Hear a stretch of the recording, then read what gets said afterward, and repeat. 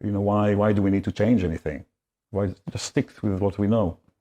And this is to do with this, that when people go to see a consultant of any kind, 40 to 80% of what is said to them is forgotten immediately when they leave the room.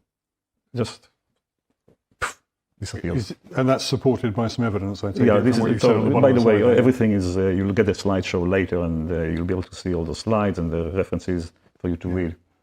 50% of it is remembered incorrectly. So just imagine all the times that you're in clinic giving people exercise, and to realize the next time they come that they completely do something different that you gave them. And I've learned it the hard way, this actually. I had a patient with an impingement syndrome of the shoulder, and very, very painful.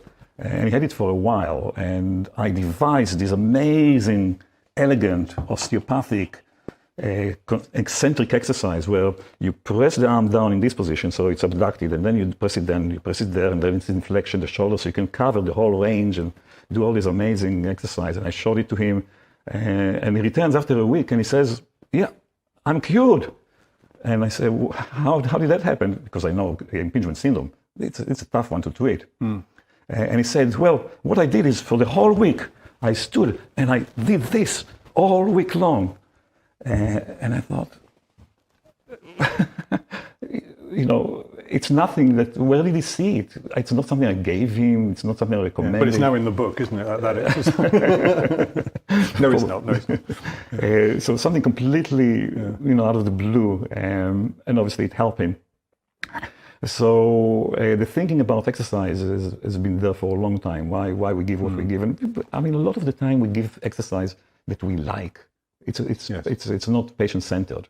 Yeah. So I used to. But what about those exercises where someone comes in, they've got a chronic low back pain, you do some work on them, and the exercises you give them are,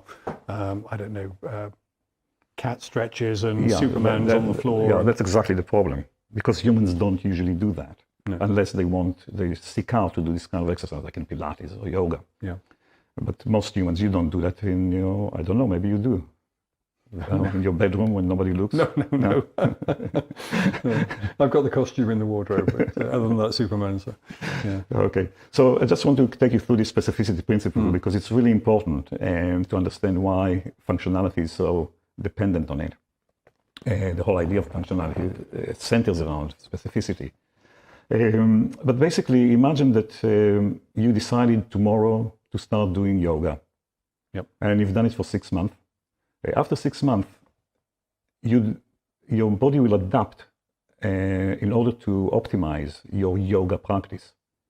So you look different, your muscles will function different, your motor control will be different, you'll think differently, you'll feel differently, everything about you will change. You'll be actually a different person. You might not realize that, but you are going to be physiologically, physically, mentally, whatever, a different person. Now imagine that after 6 months of this, you think, nah, not for me. Let's do some weight training. Exactly the same thing will happen. The body adaptation is basically the body's way of prepare you for future encounters with the activity so you can do it more optimally. So the same thing happens here.